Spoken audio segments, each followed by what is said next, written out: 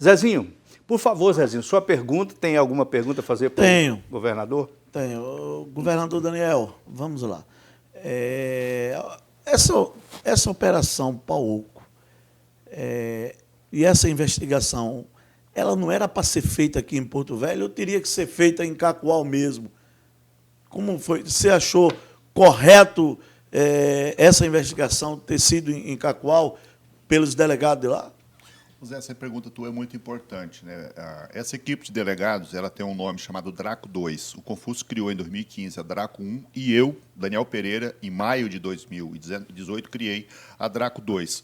A Draco 1, ela era no estado todo. Quando nós criamos a Draco 2, a gente dividiu o estado em duas partes. A Draco 2 ficar no interior do estado e a Draco 1 aqui.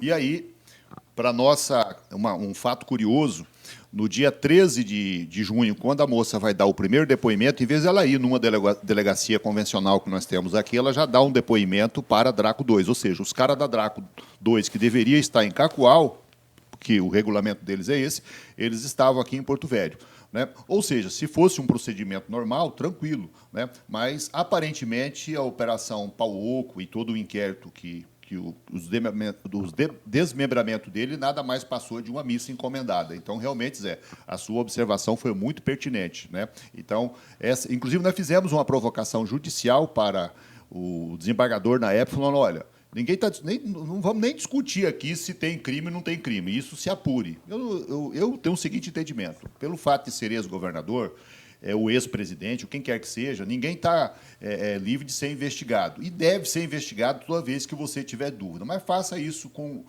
responsabilidade. Na verdade, tem que fazer com responsabilidade com toda e qualquer pessoa, né? Ninguém está isento e ninguém está acima da justiça, da lei e da ordem. Mas existe um ordenamento adequado para você fazer as coisas. Por que um fato que aconteceu, a suposta fraude teria acontecido aqui na Sedã, e você tem uma equipe de polícia que está lá em Cacoal? Ou é uma grande armação, que é o que realmente aconteceu, e esses caras ganharam uma fortuna de diária para fazer isso. O dia que alguém perguntar, e vocês da imprensa podem fazê-lo livremente, perguntar para o governo, para os setores competentes do governo do Estado, quanto que custou a Operação Pauoco em diárias, a gente vai ficar estarrecido da quantidade, porque tem até diálogos da então promotora, doutora Aide. Eu cheguei a ouvir esses diálogos. Isso, inclusive ela indo tratar com o governador do estado sobre liberação de diária para a Operação Pauoco. É a primeira vez que o Confúcio foi governador e eu fui vice dele, e eu fui governador, eu nunca tratei com uma polícia civil sobre diárias para qualquer tipo de operação que fosse. Isso era feito lá dentro da Polícia Civil, com todo o sigilo possível. Quando eles tinham que tratar alguma coisa orçamentária, tratava com a SESDEC ou tratava diretamente com o secretário de Planejamento ou o secretário de Fazenda, no caso de orçamento, sem entrar no mérito se era uma operação para investigar A, B, C ou D.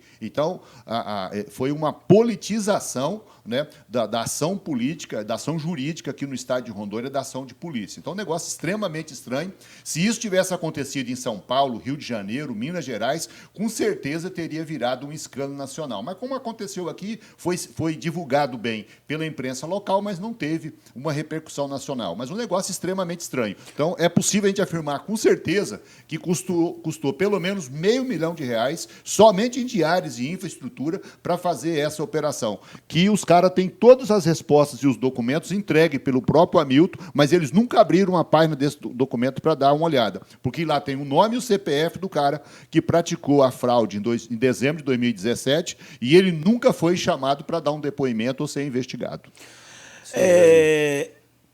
Governador, deixa eu te perguntar, aqueles áudios aí saiu, a gente viu aí na cidade, rolou, e o que a gente viu foi o seguinte, foram áudios, assim, parecia uma operação tipo a Lava Jato, se combinava delegado com promotor. Isso não teve nenhuma consequência, não gerou para os atores que produziram aqueles áudios? Ô Zé, aquilo lá, inclusive, eles atentaram contra o então presidente da Assembleia Legislativa, o Laerte. Eles atentaram contra o falecido Dr. Walter Waltenberg, que tem um diálogo que dizia, poxa, já imaginou você prender o presidente do Tribunal de Justiça, que era o Dr. Walter na época, né, de saudosa memória. Ou seja, era um grupo de policiais, isso com certeza não é o pensamento majoritário da Polícia Civil. A Polícia Civil é uma instituição grande, tem muita gente séria, tem uma história de trabalho e prestação de serviço. Inclusive, nós temos uma polícia eficiente, mas esses delegados eles fugiram uma regra. Toda sexta tem maçã podre, todo grupo de 12 tem um Judas, né? E esse grupo fez muito bem esse tipo de trabalho. Né? E, realmente, os áudios que você está citando, que o Edivaldo citou, que são áudios públicos, que vários mecanismos de veículo de comunicação divulgou, televisão, sites, tem matérias por aí que todo mundo pode checar até hoje, a conversa que eles estão tendo não é uma conversa institucional, não é uma conversa de autoridades, é uma conversa muito mais adequada para líder de organização criminosa, para gangster. Né? Por exemplo, tem um áudio que é conhecido, que é um delegado dando uma aula como é que você faz para colocar um equipamento para investigar, para você espionar o aparelho celular de alguém. Isso chama-se devassa. Isso é proibido. Você tem uma lei, que é a Lei de Interceptação Telefônica, que regulamenta a Constituição, que é uma regra, porque o cidadão ele tem direito à privacidade dele. Isso só pode ser quebrado em situações muito especiais e com determinação judicial. Mas o delegado, o professor desse processo da Operação Pau Oco, o que ele fazia? Ele dava uma aula de como é que você pega e faz isso. E tem uma fala muito interessante, e ele fala, isso aí, inclusive, eu já fiz. Só que quando você passa o Celebrate, o que é Celebrate? Celebrate é um equipamento importado de Israel que ele faz a extração de dados dos aparelhos. Né? E aí, se você insere uma informação falsa ou você monta alguma coisa e coloca dentro do teu celular, ou do celular do Zezinho ou de qualquer cidadão, se você fizer antes de passar o Celebrate puxa a informação até que você prova que aquilo... Tem um ditado que até que você prova que focinho de porco não é tomada, você já foi incriminado e, às vezes, você já foi, inclusive, condenado. Né? E que são provas difíceis de você combater. É por isso que, quando se trata de provas digitais, de aparelho de telefone, de aparelho de computador, esse negócio todo, a França, a Espanha e os outros países, eles têm muita cautela e muito cuidado com relação a isso. Por exemplo, a Justiça Espanhola, eles determinam que toda e qualquer prova que seja produzida de forma unilateral pela polícia espanhola, ela tem que ser avaliada por um perito para que aquilo possa ser verificado se aquilo tem fraude ou não, porque é um negócio muito sensível. Hoje, a gente tem aplicativos aí pela internet que eu consigo entrar no seu celular, consigo fazer o espelhamento dele, consigo alterar as conversas que ocorreram, as conversas verdadeiras que ocorreram.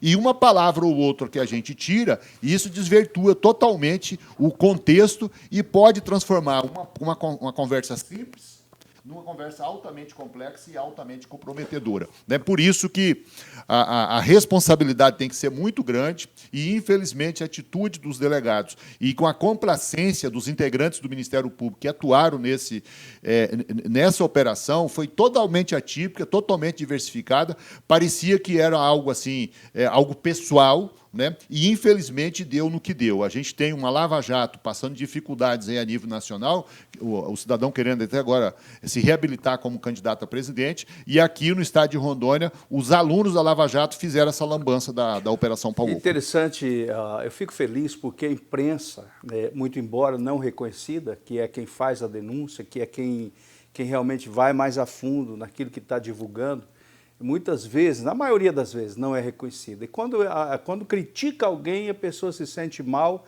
e aí começa a ameaçar. Mas esses áudios aí que eu tive a oportunidade de ouvir é coisa que dá vergonha de ouvir, porque tem conversas assim de gente... Combinado, né?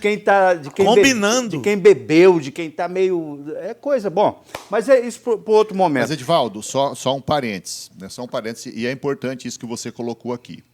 A quem interessa um sistema de governo que a imprensa não seja livre?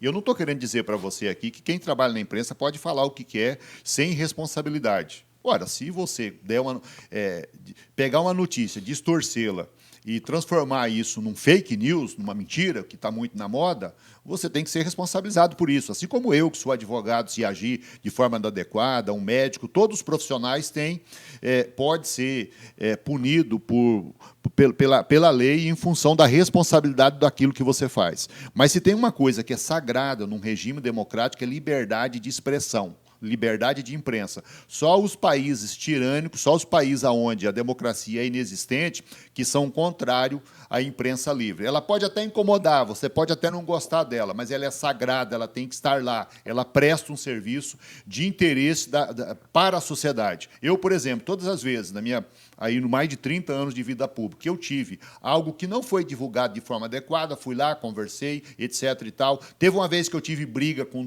o finado dono do Estadão, entrei com ações judiciais contra ele por danos morais, ganhei todas as ações contra ele porque ele estava errado. Então, essa é a relação. Mas a imprensa livre é tão importante para a democracia como o oxigênio é importante para os seres humanos sobreviver. Então, faço minha homenagem através de você, através do Zezinho, através de todos os profissionais